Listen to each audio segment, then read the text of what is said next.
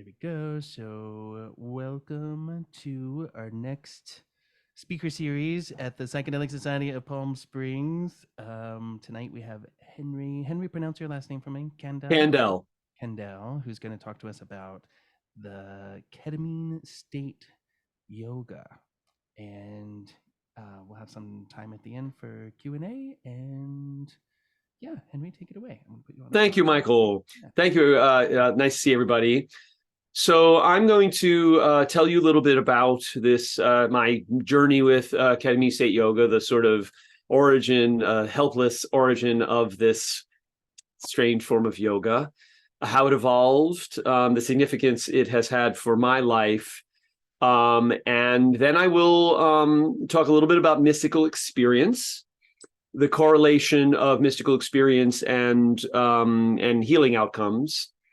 That there's accumulating science behind what that means for the yogi. So just to provide, a non-quantitative, non-scientific understanding, but that feels substantial and feels like it makes sense in the gut of this correlation. Why does an experience that's ineffable and transcendent and seems to have no bearing on individual humans running around on a planet doing things, why does that have the potential to provide lasting healing benefits that certainly, in the case of near-death experiences, are much more dramatic in their longevity than the ordinary therapeutic ketamine result?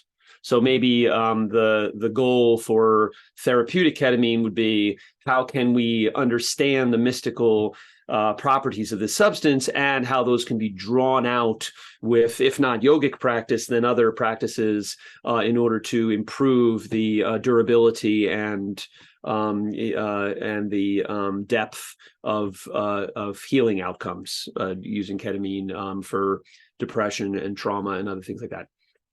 And then I'll talk a little bit about the practices of Ketamine-State Yoga. I will give a sort of an overarching view of what those practices are.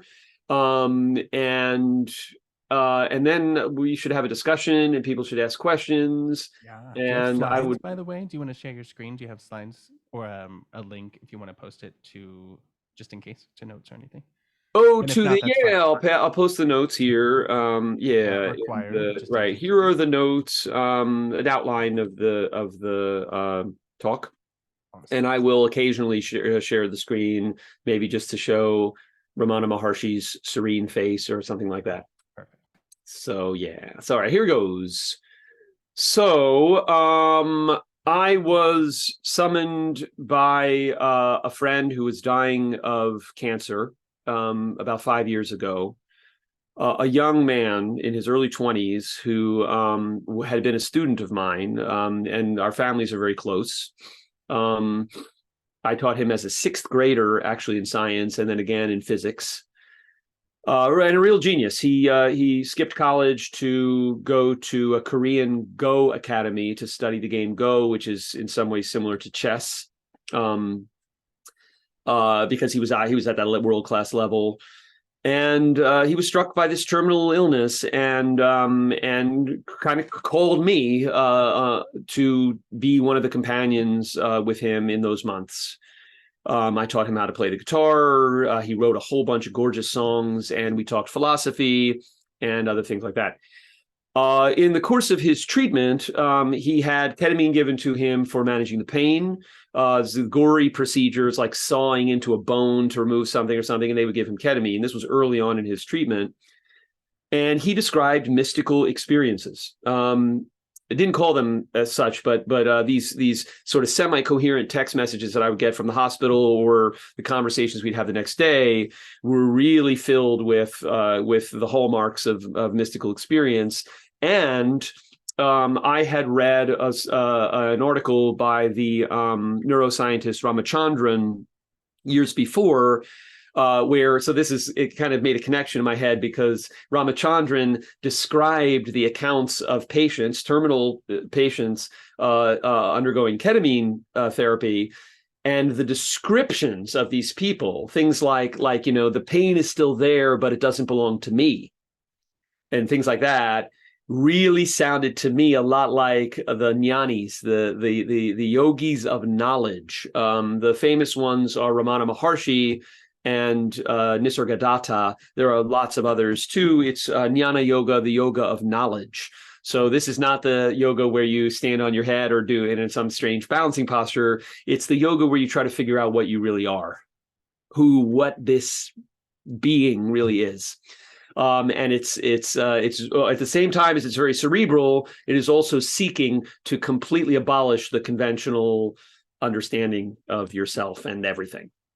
It's a really extreme yoga, actually. And these accounts of these ketamine patients really sounded like jnana yogis talking about their experience. I couldn't, that was such a strong impression that I actually wrote an email to Ramachandran saying, I was a high school science teacher at the time, and I'm thinking, well, we gotta get people, yogis in and put them in MRIs and try to establish something here, because this is too eerie of a coincidence.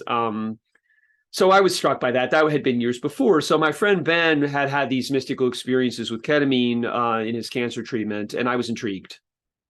And he gave me a bottle of medical ketamine to experiment with as he was segueing himself to opiates as his disease progressed.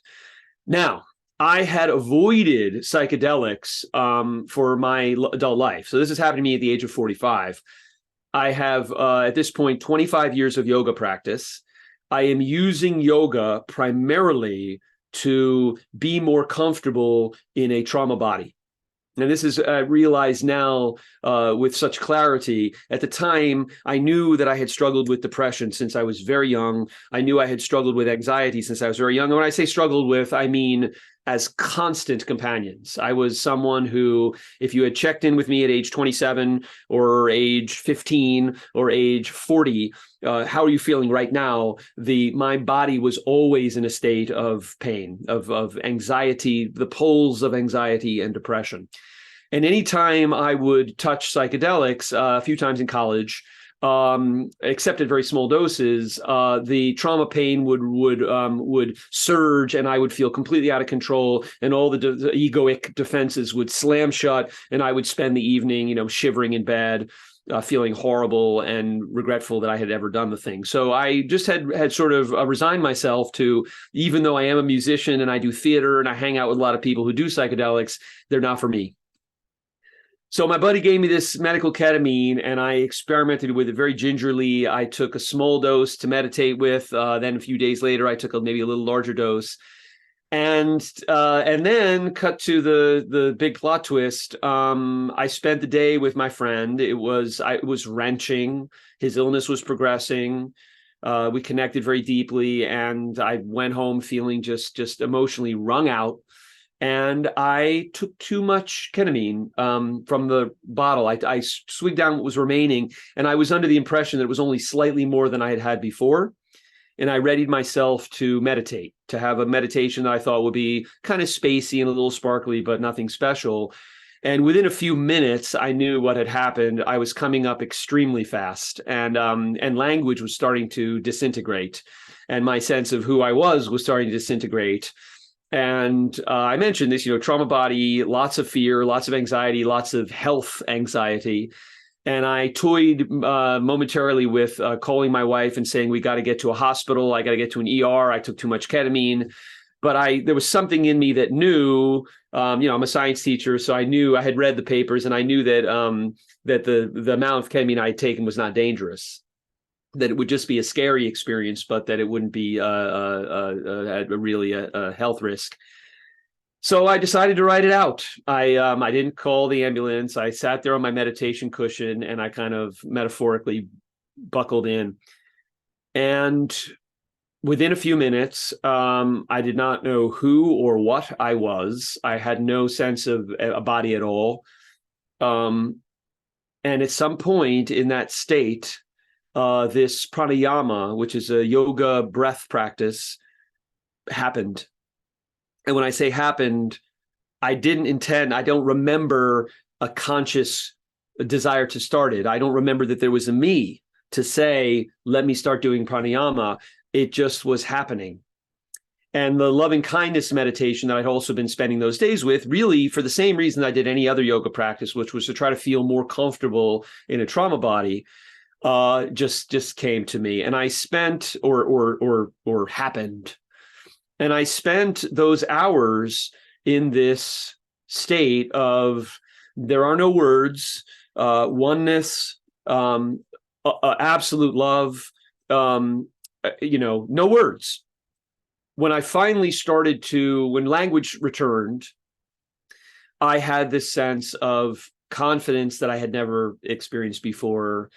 I felt bliss that I had never experienced before. I mean, 30 years, 35 years of dark depression and anxiety from a complex PTSD from childhood experiences. And I remember thinking, holy shit, that was something real. And I crawled up the stairs to bed. I mean, I didn't have coordination. This was long. I mean, the whole thing was maybe 5 hours, longer than any other ketamine experience I've had. And it changed me. And if I were to say that it eradicated the depression that was a constant burden that I carried for decades, that would be an overstatement. The depression was, even though I was using yoga as this kind of a security blanket, it was doing its deep work. And I was making progress. I had been applying all kinds of different, philosophical-based therapies to try to make my thinking more reasonable and self-supporting.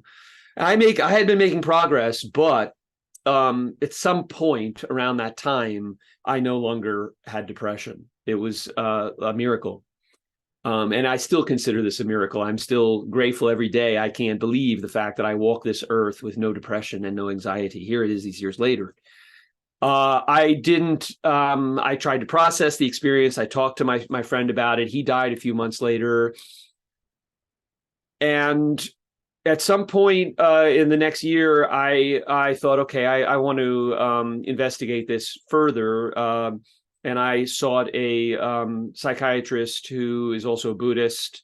And I said to him, frankly, I'm not depressed anymore. I don't know what happened, but I'm not depressed. But now I can see all this trauma that was the root of it. And I want to work on it. I want to go for it. And I want to work on this Ketamine-State Yoga.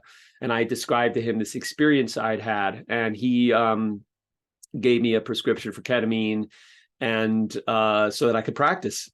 And I did. And for the next, say, 2 years, I refined basically the initial pranayama, which is the breath practice.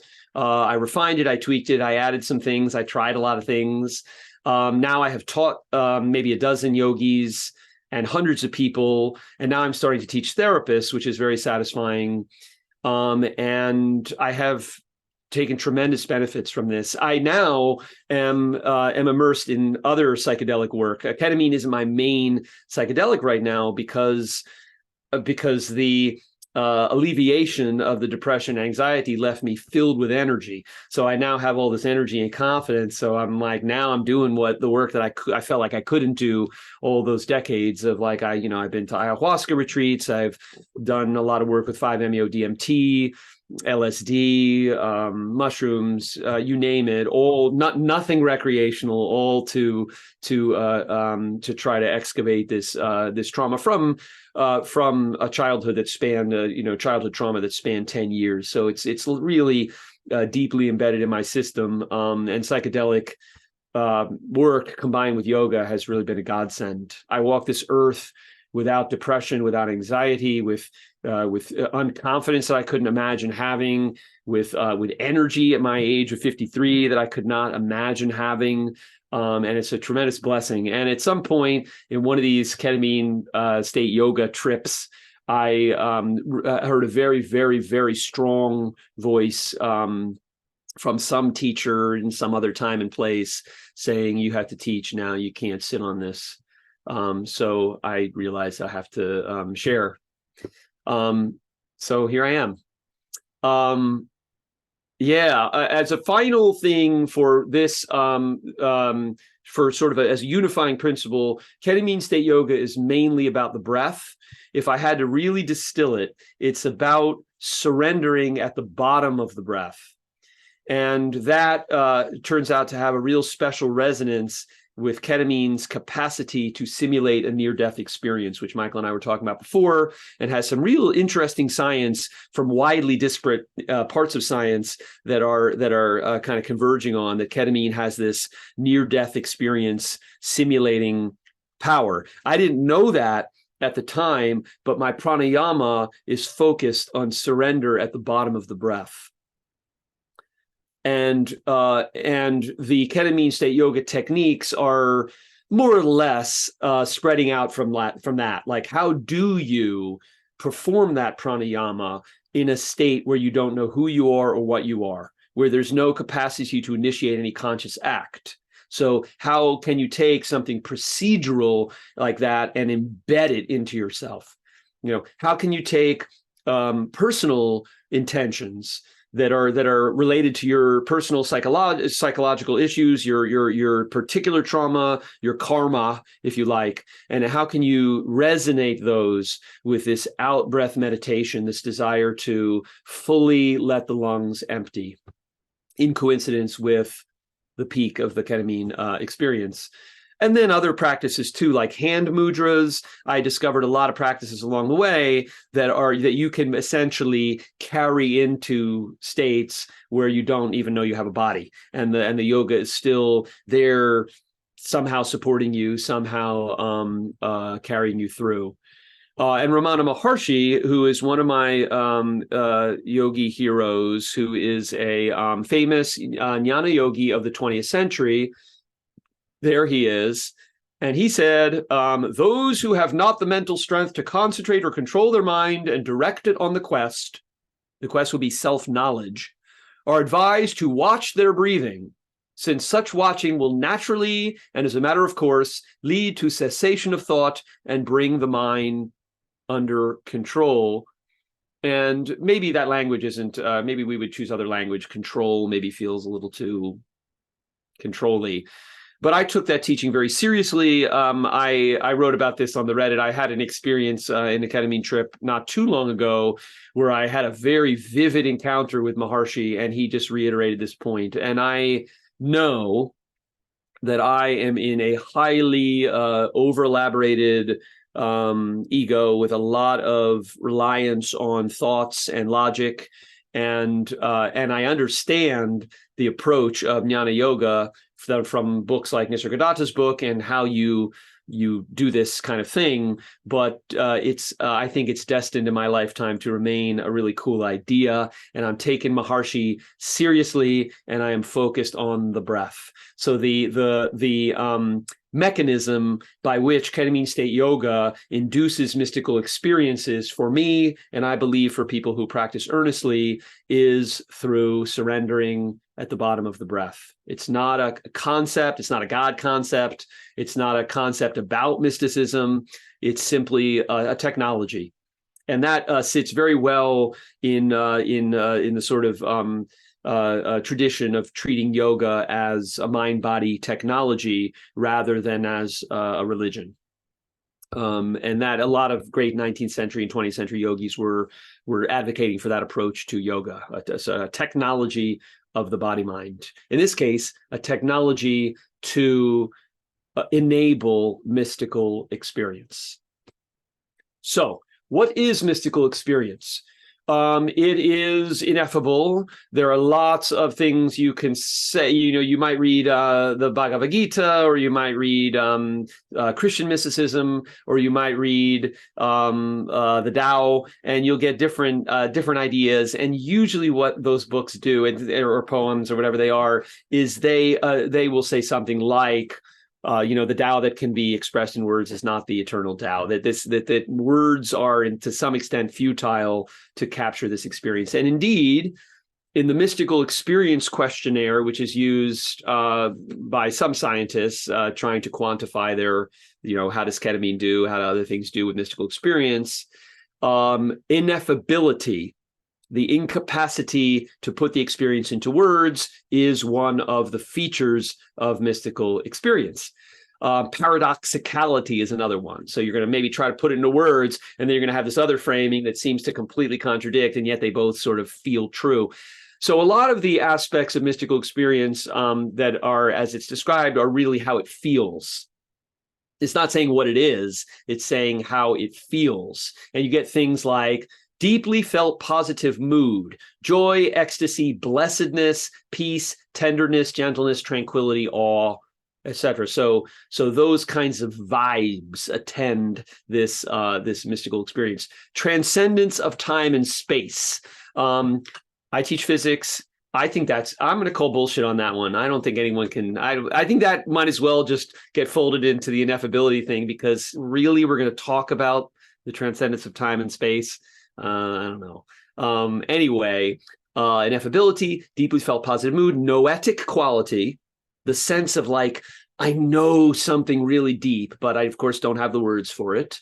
Sacredness, a sense that, again, a feeling that what I'm experiencing is somehow really, really plugged in and holy, even though I may not be able to put it into words. And then I think what's considered to be the most important feature of mystical experience is unity. And it's described as having two different possible manifestations, introvertive, extrovertive, and they are equivalent. Introvertive sense of unity is within me is everything. Consciousness is the base. Extrovertive is everything is me. I'm looking out at the world. That tree is me. The stars are me. The clouds are me. That other person is me. We're all the same being. And that's extrovertive unity. And they really are equivalent. And this quote by Sri Nisargadatta says it so beautifully. He says, love says I am everything, extrovertive unity. Wisdom says I am nothing, introvertive unity. Between the two, my life flows. So I thought that quote was really beautiful. And it's Nisargadatta talking about the mystical experience and the two radically different ways of thinking about it. Love, I have connection with everything. I am everything. And wisdom, nothing. We're all, it's all consciousness, and all of my particular autobiographical aspects are illusion. And that is, that's it. So such a strange idea, and seemingly like maybe irrelevant to the ego. Although we're told that it's also associated with these blissful feelings. So the correlation of mystical experience and positive healing outcomes is now gathering a kind of a scientific support.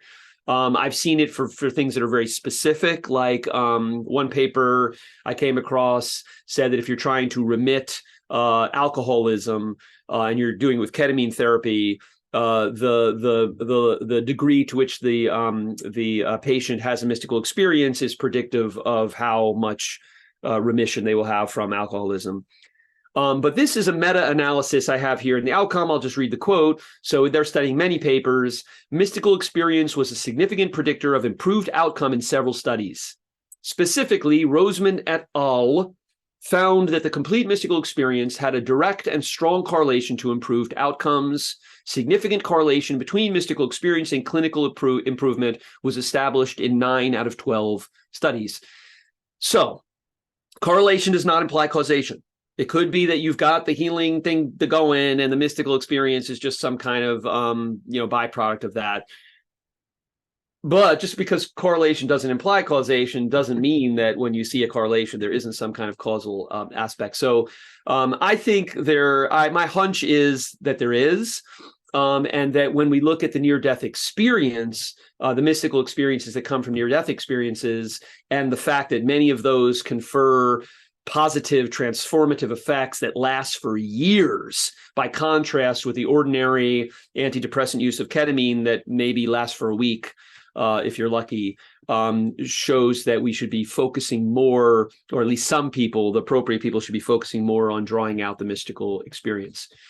I'll give a quick yogic interpretation of the correlation between mystical experience and healing of the body-mind, the reduction of emotional pain. The vrittis, the chitta vrittis talked about in the Yoga Sutra, are the modifications of the mind. That's often how they're translated, but that's what the suffering is. the mind stuff, the essence of the mind, is very pure and blissful. And when it gets modified by the ego, then we wind up with suffering. And this is a universal aspect of the mind. So some people have it worse. People like me who have, 40 years of depression, anxiety, have the chitta vrittis are more intense, but basically everybody's got it. So just like you can find, the cognitive behavioral theory, you can find it playing out in virtually everyone to some degree. The same thing Buddha says, people are suffering, not some of you guys, the ones with the neurosis are suffering, but the ones that don't aren't. It's everybody. So the ego is, what is the ego? The ego, if you just pay attention to meditation, is this kind of endless, mostly linguistic chatter that is associated with activation of the chakra system. That is to say, every thought. William James was hip to this. Every thought has an attendant emotional reaction in the chakra system. I won't say reaction because that implies that it's a one-way cause. It's really quite a feedback process. So the thought kicks into place this like little bit of clenching in the jaw, very, very, very subtle. There is many different ways for the chakras to be scrambled up and aligned or misaligned or configured as there are sentences in the language, or maybe orders of magnitude more. So the thought, something like, oh, I'm terrible at this, or oh, that person really pissed me off, I have to plan a response to that, or whatever. And then all of a sudden you've got this it's happening in the jaw, it's happening in the heart center, it's happening in the belly, the bowels, the gut, wherever it is. It's like it's snapping into place. And then if the thoughts were to cease, if you practice only allowing the thoughts to subside, and you got real good at that, the chakra holding patterns have some kind of inertia. They're not just going to disappear. And similarly, and they will predispose the mind to thinking with the same tone. So in other words, if I'm ruminating on some stressful interaction with someone at work, and it sets up my chakras, my state, my breath, it clenches my breath, and it sets me up in some kind of physical state, then I abandon that thought train and I pick up something, I'll think about my kids instead. Because my chakras are in this state, they're going to predispose that new thought riff to whatever those negative emotions are. And that's why when you're suffering and you just let your mind bop from topic to topic, it all seems like shit. That's at least my experience. And the thoughts also are robust, because the ego is a robust construct.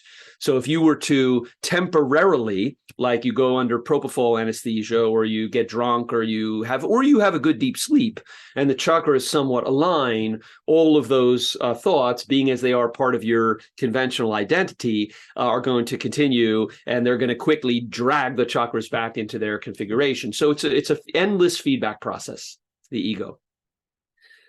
The mystical and the emotions are generally felt along the spine in the places that yoga calls the chakras, but the Shipibo of Peru, who have a beautiful ayahuasca ceremony, also have a language that describes suffering in terms of physical holding in the body. So I take this not to be something esoteric and arbitrary, but to be just a simple statement of like what you will observe.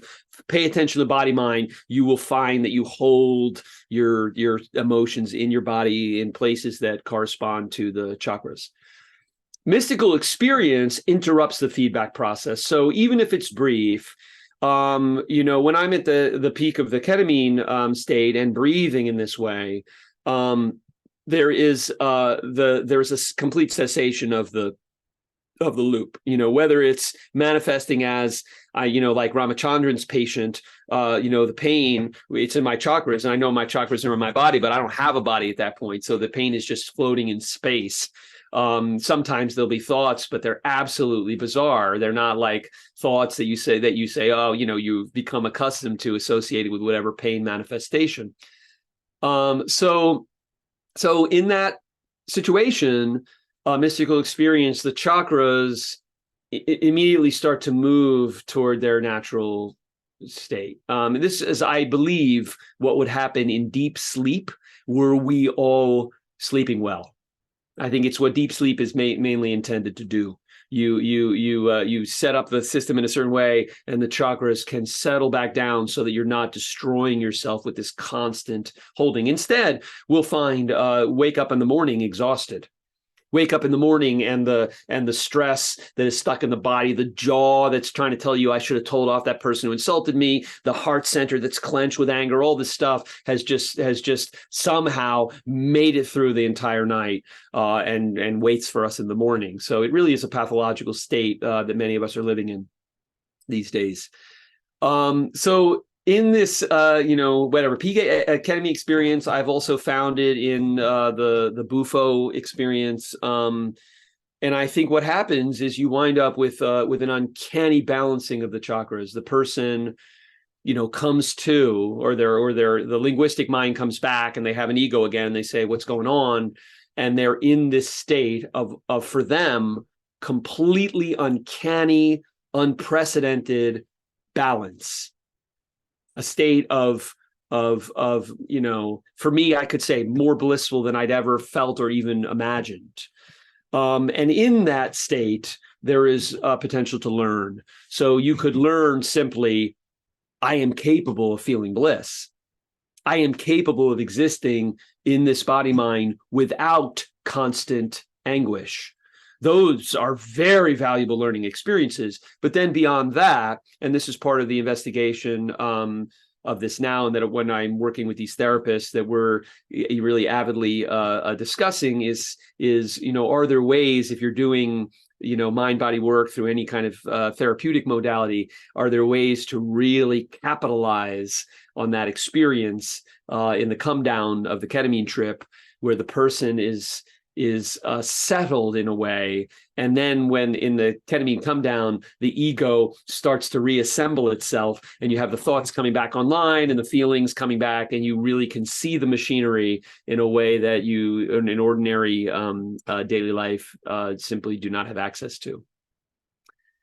The last thing about that explanation is I will say that I think it's particularly bad today. I said here in the last paragraph, due to the over-elaboration of the modern ego, which is every time you create a social media projection, every time, it's a social ego, and consumer society that has an interest, of course, in your feeling inadequate.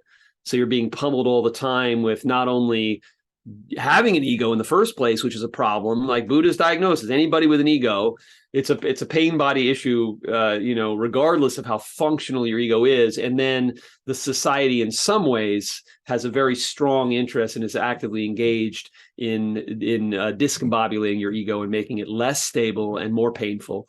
So that's the predicament. And that's, I think, why psychedelic healing is so resonant right now for people. So, all right. So Ketamine-State Yoga is partly utilizing the nature of ketamine as a near-death experience simulator. This is something that Michael mentioned before we began. And what this is it's a graph that connects various substances from the IRWID database. So tens of thousands of trip reports, over 100 substances, something like 160 different drugs, and the corpus of near-death experience reports. And these semantic scientists just entered the whole batch into the computer and said, tell us what drugs are most similar to near-death experiences. And here's the data represented as a graph. And the things that we don't consider to be interesting in the psychedelic world, catnip. Oh, I don't know if you ever took catnip, but these things are mainly stimulants or sedatives, and they have very low similarity to near-death experiences. And here on the right portion of the graph are the usual suspects of things like ibogaine, nitrous oxide. I could talk about that too. Cannabis, ayahuasca, DMT, mushrooms, Bufo, LSD, L. Williamsi, which is peyote, salvia divinorum, and then a gigantic leap, an outlier at the very top, which is ketamine. Love it. So lo and behold, ketamine at least, just to say very, very, very basically what the study says is that the language used by people to describe ketamine experiences is the most similar by far to the language used by people who have near-death experiences. And remember, many of them, not all of them, but many of them have positive transformative experiences that last for years or are permanent, which is, I guess, the goal of psychedelic therapy. So that's something to really take stock of. So in some sense, Ketamine-State Yoga is about drawing out the mystical potential of ketamine as a near-death experience simulator. Okay, so I will, hello. So I will elaborate some of the practices, and I was going to suggest we practice together, but I will be brief and then take questions. And if anybody wants to have me guide them through any of these practices, I'm certainly willing to do that, or we could set up another call to do that. I'm really passionate about getting these teachings out. If you want to demonstrate like a breathing thing. Yeah, I will demonstrate the pranayama myself, sure. We can just have people breathe like on their own, however you want to. Yeah. So so in the Ketamine-State Yoga, there are the practices of preparation for the experience and the practices of integration are really intimately connected. It's almost like Tenzin Wangyal talks about in the Dream Yoga. You practice in the morning, you practice in the evening, and there's a kind of a braid that gets pulled through the night. And I like to look at that as a kind of parallel to this approach to ketamine trips. Is your preparation and your integration are part of the same kind of braid that's being strung through your life.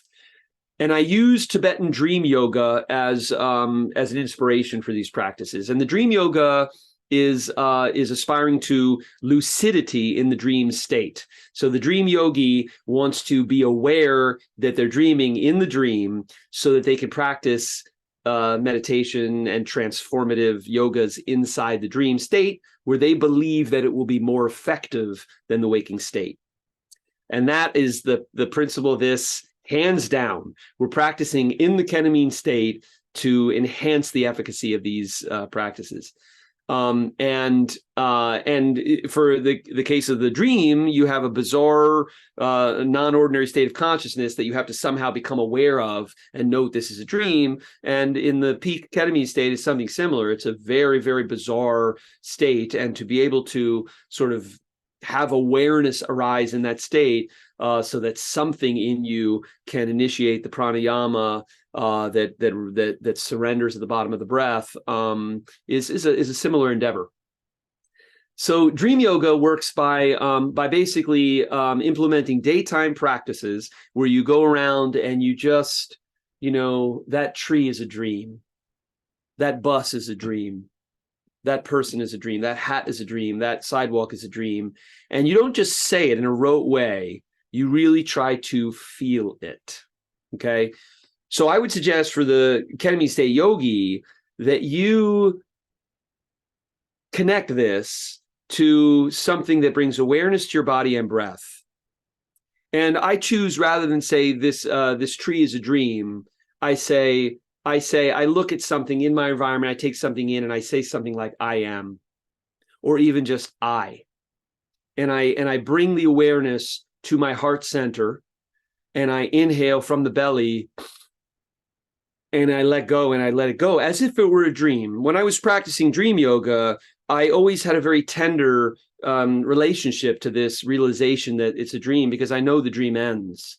So it's like a constant reminder of the transient nature of things, of the impermanent nature of things, which is in fact very liberating, not for the ego, but for the self. So to go through life with that kind of awareness. The second foundational practice of Dream Yoga calls for noticing the dreamlike nature of emotional responses. So this is extremely useful for ketamine-state yoga. So the yogi says, I have a ketamine trip coming up in a few weeks. Maybe they take stock of their personal intention. Maybe that personal intention actually refers to their emotions. I would like to be less governed by anger in the way I make my way through my life, or I would like specifically to let go of this anger I have toward my brother, or something like that. And then you go through your day with this heightened awareness, and every time that anger manifests because somebody cut you off at the bus stop or whatever, you bring the awareness to the anger as it manifests in the body, because that's where the emotions are once you have awareness of it. And you attach that to a breath practice, inhaling, awareness, and exhale, letting go, and you say goodbye to the anger. And of course, it comes back. But the first step is to notice it in the body, notice it on the breath, and breathe it out.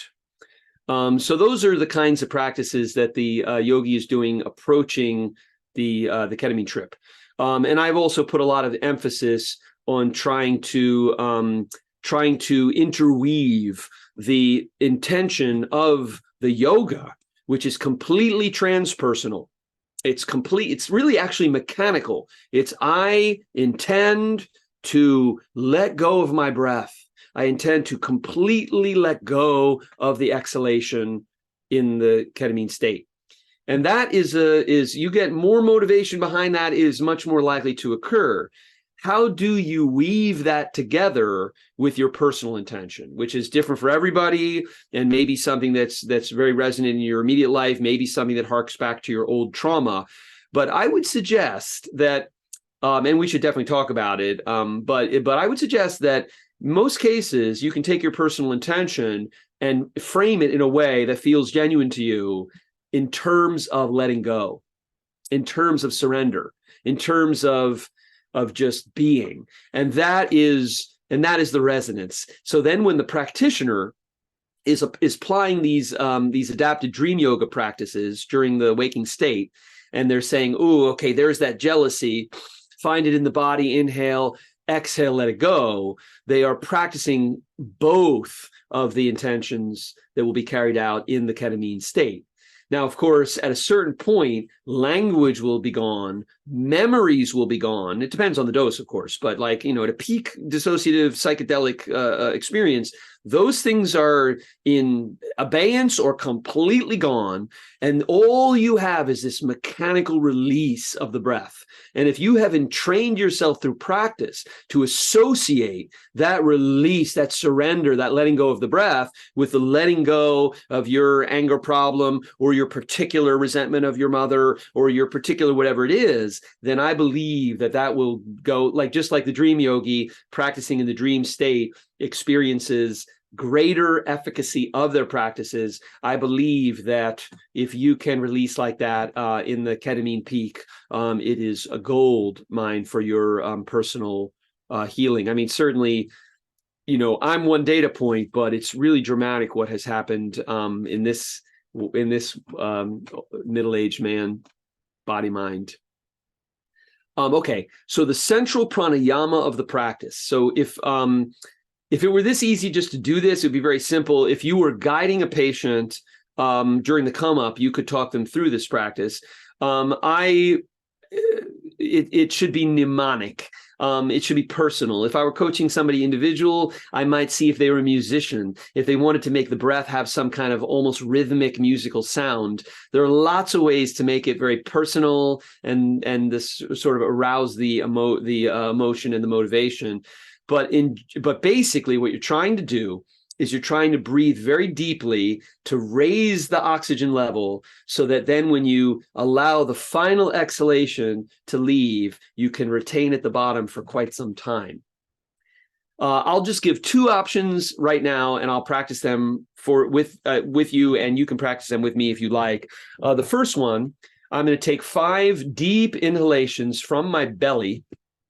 So belly breathing is very important. You want to be careful that your shoulders and neck and stuff, like in the yoga class, you might, or in my high school class, I might ask my students to show, depict breathing. And very often there's a lot of extraneous motion. So be aware of that. And the inhale is really from the belly, and the belly swells like a balloon. And then the exhale is just spilling out and releasing.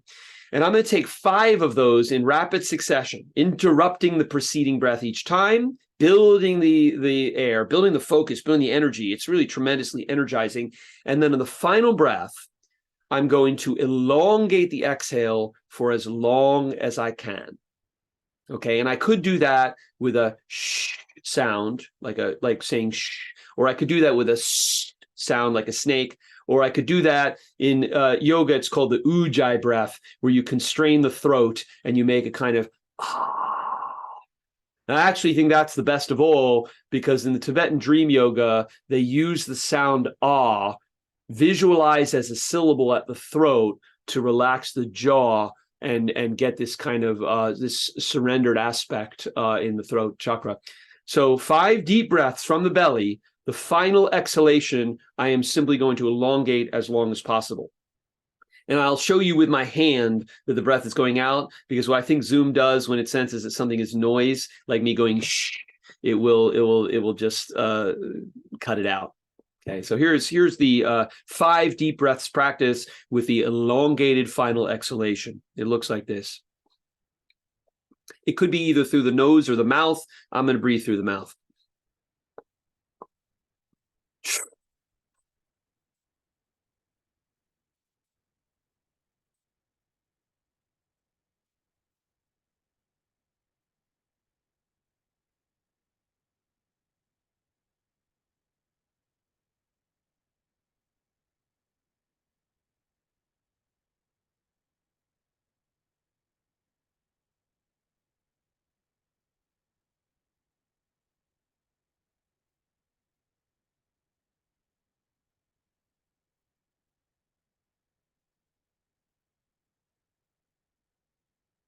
And that's it. It feels amazing. It's I do this with my high school students at a 8:35 physics class. It wakes them up. I noticed I used to run an improvisational theater group, and when I would do this, some people in the ensemble would be exhausted, some people would be hyperactive, and regardless, this pranayama would balance the energy. So the people who were exhausted would suddenly be like more alert and ready to engage, and the people who were hyperactive, bouncing off the walls, couldn't focus, were all of a sudden more relaxed and able to focus. So it really is something. The other variation of it is, this time I'm going to do the 5 deep breaths in series, except I'm going to drop immediately to the bottom of the final exhalation, and I'm simply going to hold on empty, passive retention of the exhalation. Now, this should not be done with force. If it's done with force, I don't know why, but I don't think the benefits will happen. The letting go and surrendering of the breath at the bottom produces, for me, an incredibly vivid and intimate encounter with the emotions. The emotions are down there.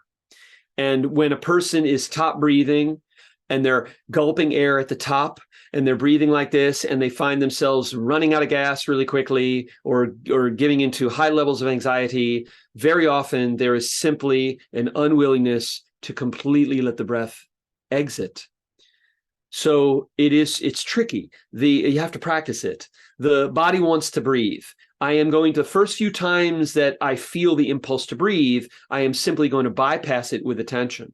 It's like almost like you have a yawn or a sneeze, and instead of like stifling it with force, you just kind of pay attention to it until it passes. The body is going to want to breathe again, and it's going to be more assertive, and it's going to happen quicker and quicker and quicker until the air just rushes back in. And that's the key moment if you're practicing near the ketamine peak, where the hallucinations are spectacular, the feeling of bliss is uncanny, and the experience is a full-on, it can be a full-on mystical experience. The surrender at the bottom of the breath, the retention on empty in this state, which is a simulation of a near-death experience, and then the breath rushing back in on its own. So when I start to breathe again, you're going to see that I seem a little bit out of breath because I was retaining so long at the bottom. So here's the central pranayama. 5 deep belly breaths, drop to the bottom of the final exhalation, and hold on empty for as long as I comfortably can. not completely comfortably, but comfortably-ish can. So here it is.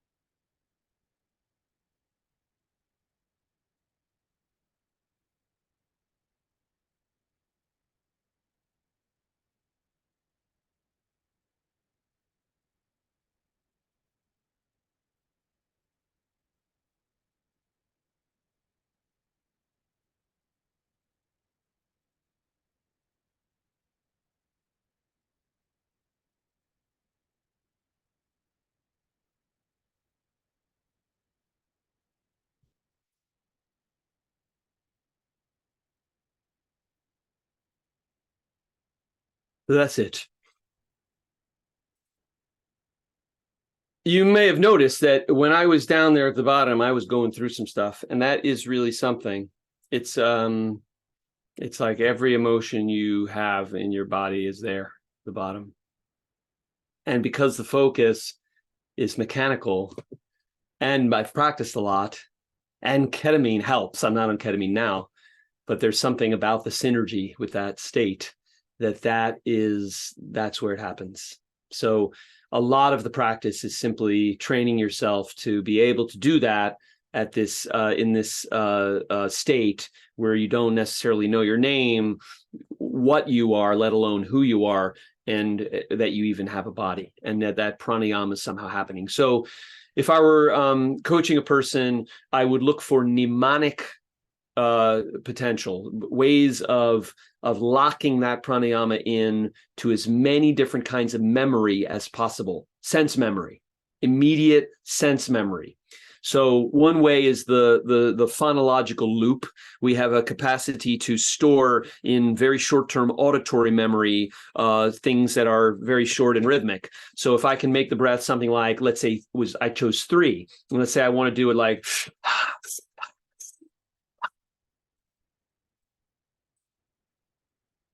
it starts to have a musical sound.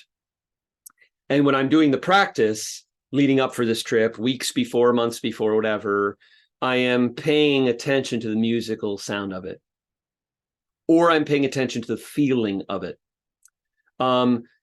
Avoiding things like counting. So like people sometimes mention the Wim Hof breath practice, which is very cool and awesome. And I think it goes great with a lot of psychedelic work, but I don't think that I can count in the peak ketamine state.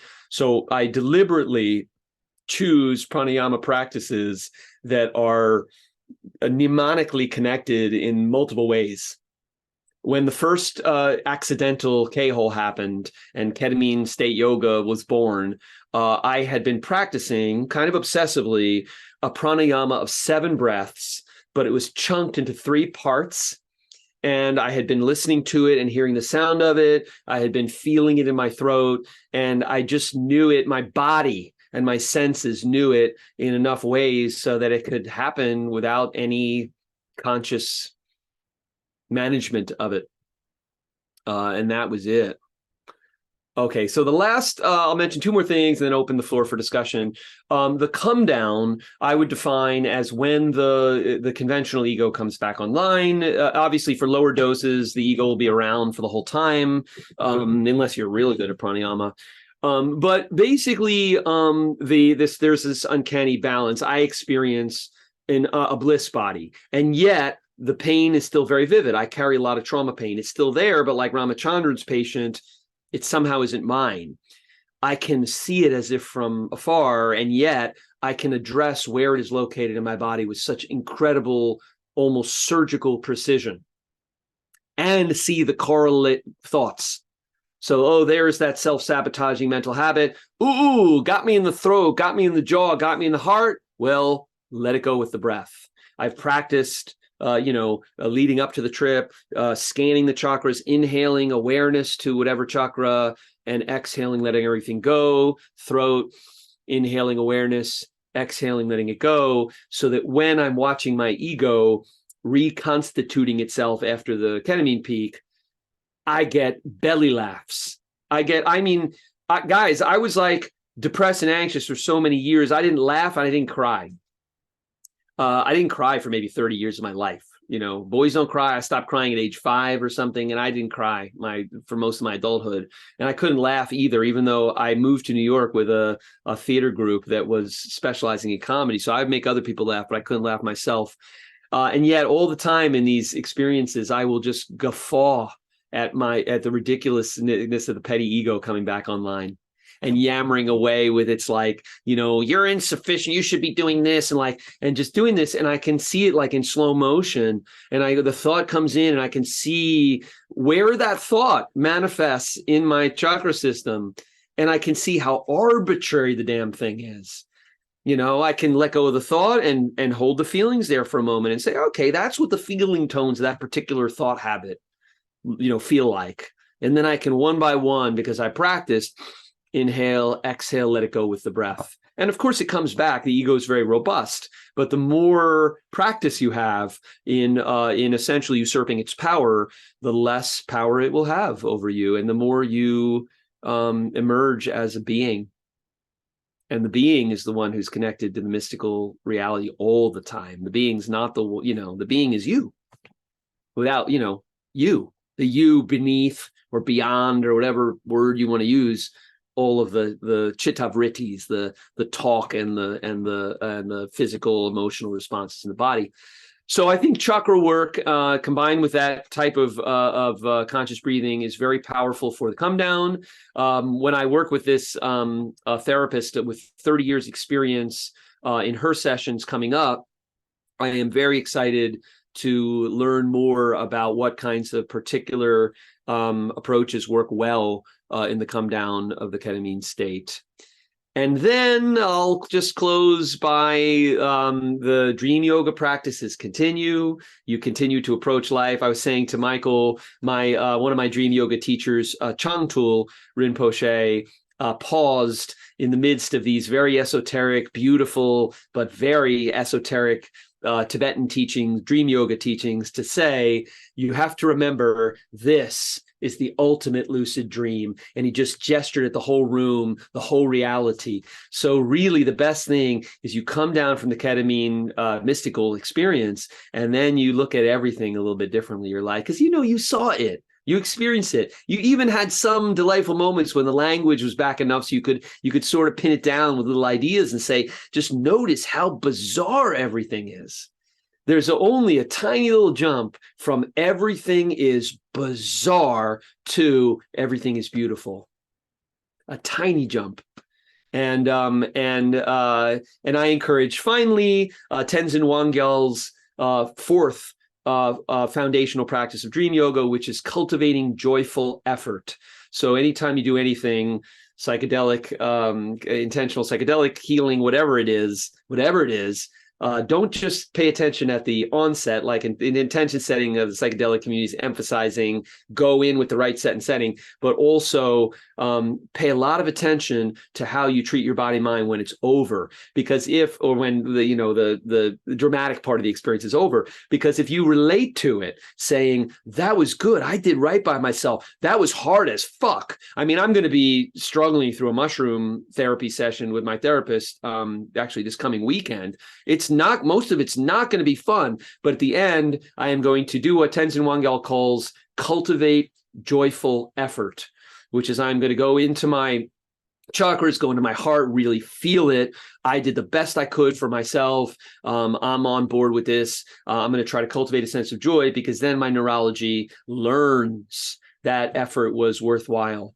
And the next time you want to do whatever that thing is, even if it's difficult, your neurology will say, yeah, that's a joyful thing I do.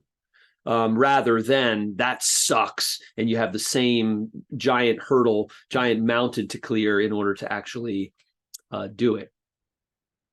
So that's it. That's a whirlwind tour of Ketamine-State Yoga. I've also experimented with using cannabis in these experiences. I've combined it with also with psilocybin and ketamine and LSD as well. And I've learned a lot about how those things interact. And I've also done other kinds of approaches to the healing ketamine journeys, like where I do not practice yoga, but I actually just surrender and just let it go. And that's very useful too in a different way.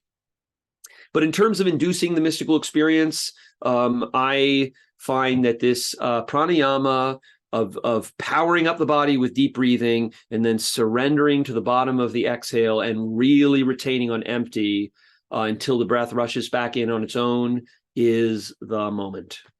And that is what brings me these gorgeous experiences. And again, I don't know how much credit this whole progression gets, how that initial trip, what relevance, maybe that was it. Maybe it was that one-time thing. But I don't have, I'm not a depressive anymore. And it's bizarre. I was depressed at age 5. And to be now my journey is dealing with the trauma, which is where I needed to be. But it was impossible when I was so direly depressed because I just didn't have the initiative. So I'm extremely grateful for this work. Yeah, thank you for sharing your journey with it. I'm dying to ask, like you mentioned some other psychedelic medicines that you've worked with and that you, pardon, that you use the same practice. So I guess that's something I hear a lot as working in psychedelics is what's the difference between like the mystical experience that somebody's going to have on ketamine versus the mystical experience they have on fill in the blank psilocybin, for example. So what do you think? I've never had anything like the ketamine experiences. I mean, to me, the other psychedelics are tremendously powerful. Some of them, like for instance, Toad, Bufo, opens my emotions, in a flash, and I all of a sudden vividly feel my pain body. I vividly feel the trauma that I kind of went into my system when I was young. And that is extremely useful. And I will use some of these pranayama practices on the come down just to kind of guide the energy. But the sort of full on, I can't put it into words. Unity, it gets there. It's a sense of being, universal love. Those are words, but those mystical experiences are for me very specifically ketamine experiences. I now have had a bunch of ayahuasca experiences and classic psychedelic experiences, and they tend to be something like I am having this crazy experience. My senses are going wild. My mind is going. My body feels, but it's still my body. Mm-hmm. It's still my senses. It's still my experience. At the peak of the ketamine state, there's no me. There's no me. They're not my experiences. There's something completely transpersonal about the whole thing. Yeah, agreed. And do you feel like maybe the dissociative part of, I hate that word, I feel like it's overused, but since ketamine is considered a dissociative anesthetic, that the kind of out of body part, do you think that allows you like more of a connection with the mystical experience, or with, what do I want to say? Like with ayahuasca, like you're still very much in your body and you're like purging and like you said, like this is an experience that I'm going through right now. Even if it might be mystical, it's still, I'm having this mystical experience, where I completely agree with you. When with ketamine, you're not you anymore, like you've dissolved. Yeah. And I feel like that's something, I don't know, maybe particular to ketamine that I appreciate, is like you have less distraction. Like it feels easier to meditate, or easier. I think easier is true, and I think so. So like this is not a trivial thing for me. This is it. I mean, mystical experiences, some of the most beautiful experiences I've ever had are practicing dream yoga in the few lucid dreams that I had that really were high. Most of the lucid dreams I wound up just chasing, sexual thrills or whatever people do in their lucid dreams. it was the ketamine, it was the peak lucid dreams where I would fly up over the city and shine love down on everyone and just feel like part of the universe. A few of those and my ketamine experiences are some of the most beautiful experiences I've ever had and will always be with me. And yet I can't really put words to them. Easier though, so they're extremely profound, but I agree with you that for most people, especially people with a trauma body, I mean, I had an easy time with ketamine from the very beginning. Even that first trip where I thought, oh my God, I should go in the ER. And then it wound up being, this transcendent, blissful experience. How much do you think you drank, by the way? What do you think your dose was if you swigged from the vial? Okay, I have two. Best I'll be guess. completely honest with you. There are two hypotheses for why it did that, and I don't actually know. Okay, and so here's what I know. I took what was left in the bottle. I estimated it was 3 to 5 times this very small dose I had experienced before, which still would not be very much. And the bioavailability is not high because it's just, it was an oral solution. It's possible that I really misjudged and it was much more than that. But also I had taken, have you heard of the nootropic paracetam? I have not. I don't know that. Okay, so the racetams are a family of nootropics. There's aniracetam, oxiracetam, paracetam, other racetams. And they're nootropics, which means they're very, very, very low toxicity, and they supposedly improve intelligence. I do think that paracetam, well, certainly when I was practicing for the lucid dream, I would also dabble with some of the nootropics, and paracetam would sometimes give me outrageously stable lucid dreams. So there's something to it. So anyway, I had taken a small dose of paracetam earlier in the day, and that possibly potentiated the fuck out of the ketamine. And I say that, Michael, on the basis of the one paper I could find online, which was something like paracetam potentiates the ketamine. So grapefruit juice, by the way, grapefruit juice.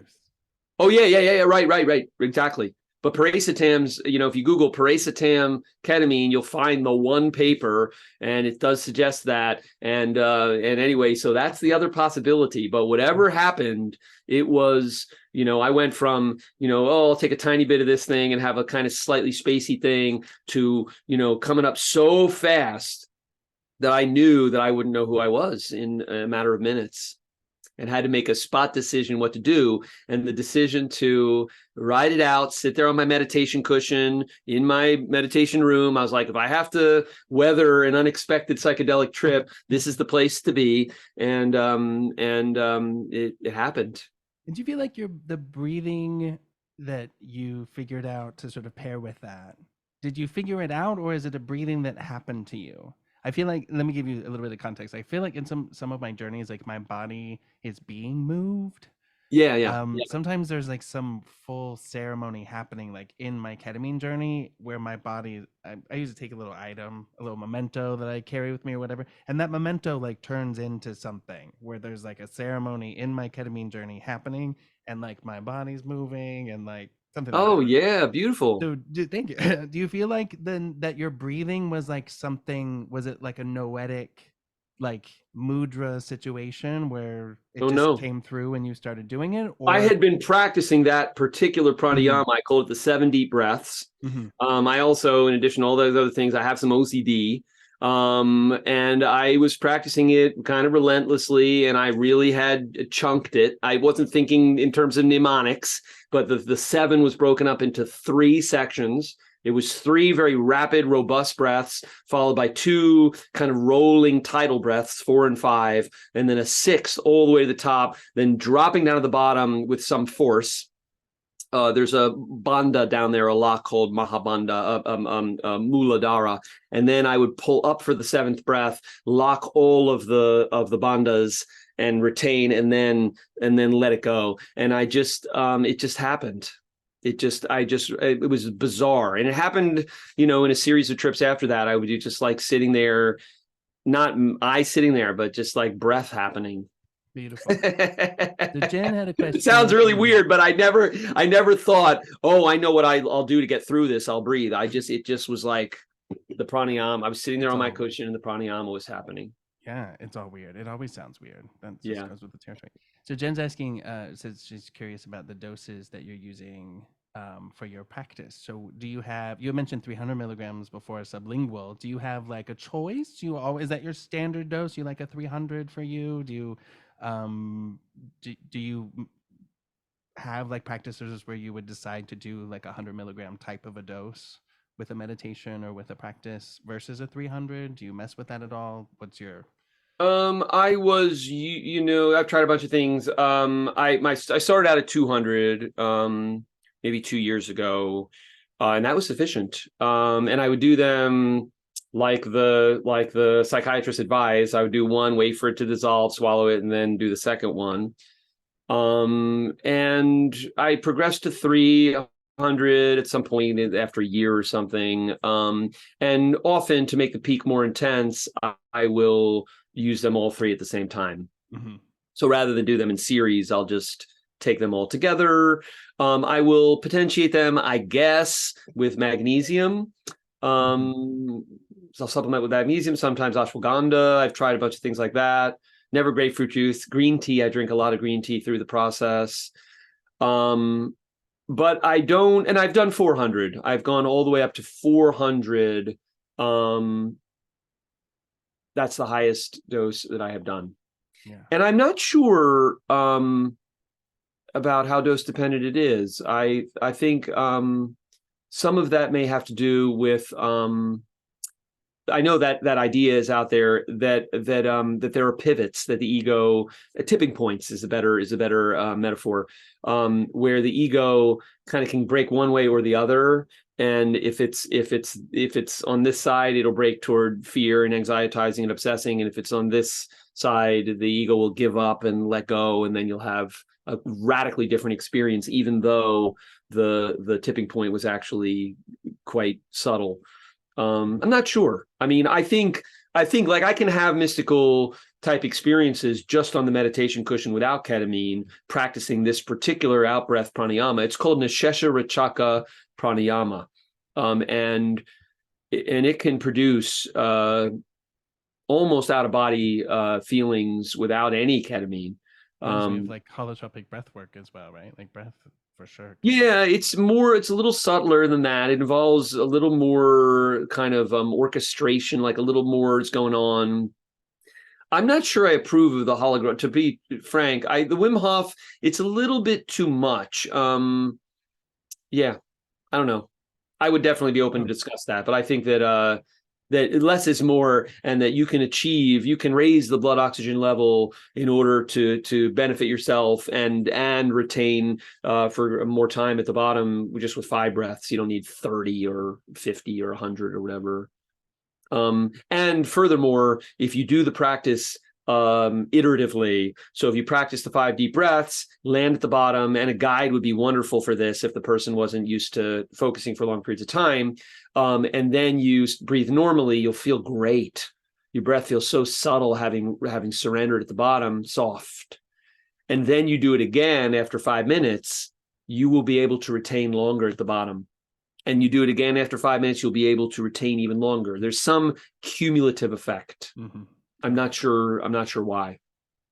Love that. Something with the blood oxygen. Yeah. As another note, I'm hypothesizing that at least some of the negative physical side effects from ketamine, like nausea, dizziness, and so on, are actually will be alleviated, maybe not entirely, but will be greatly improved with deep breathing.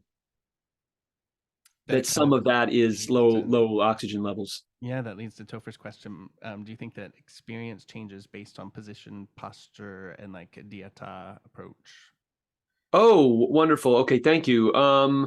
I practice sitting up. I think that, so if you take meditation instruction, 90+% of the meditation teachers will suggest an upright posture. And some of the ayahuasca shamans will too, though they sometimes they'll suggest lying down, sometimes they'll suggest sitting up. You'll have a very different aspect to your consciousness. When I tell my students, and I know I'm trying to teach them science, but I'll say, like, learn how your mind works in different states. Learn morning mind versus evening mind. Learn lying down mind versus sitting up mind. So sitting up mind is you have more focus. You're going to be able to call on that intention,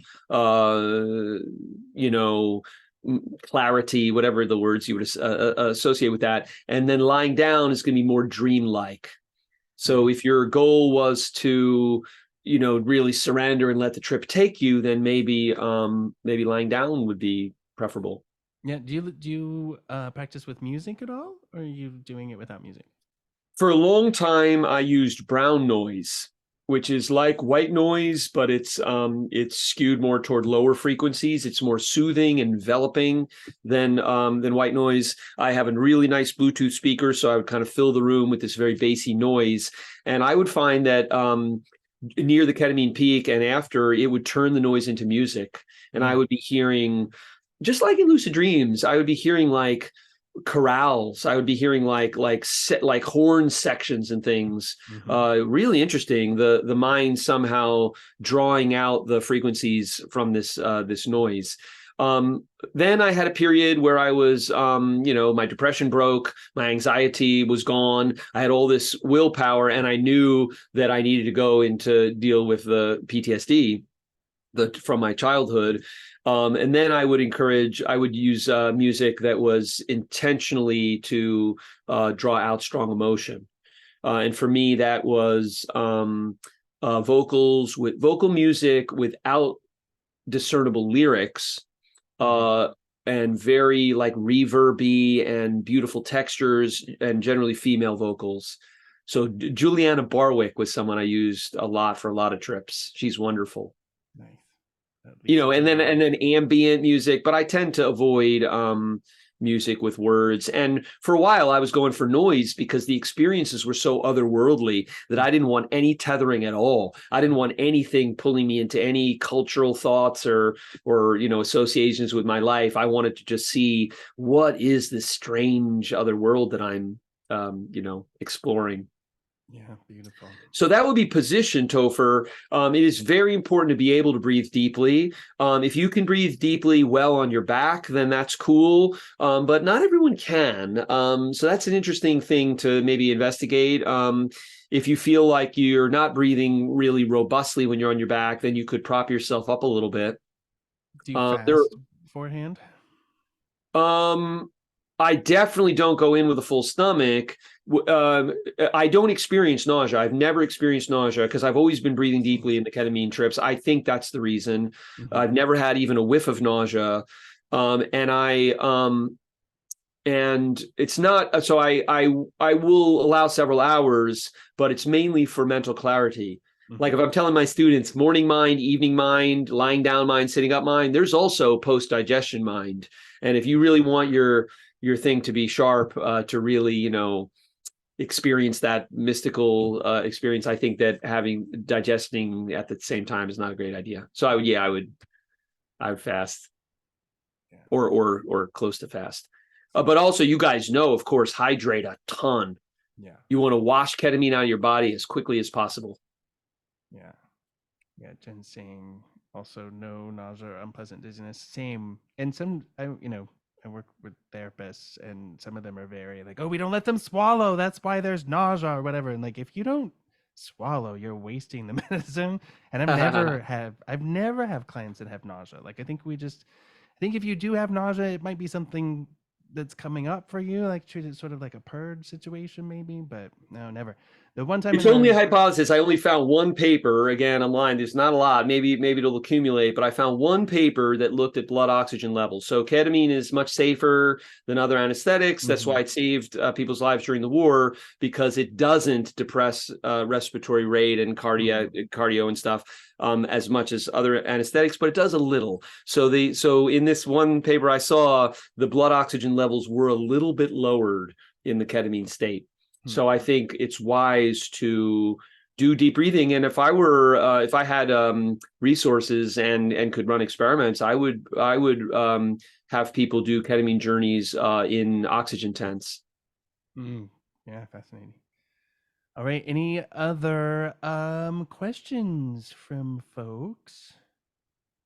Otherwise, we're gonna share Henry's info and in a follow-up email and a link to the recording. Or and Henry, Here, you I'll can give a post little bit. there. You can So link to this the is Reddit. the oh whoop. There's of course the Reddit. That's this. You can reach me at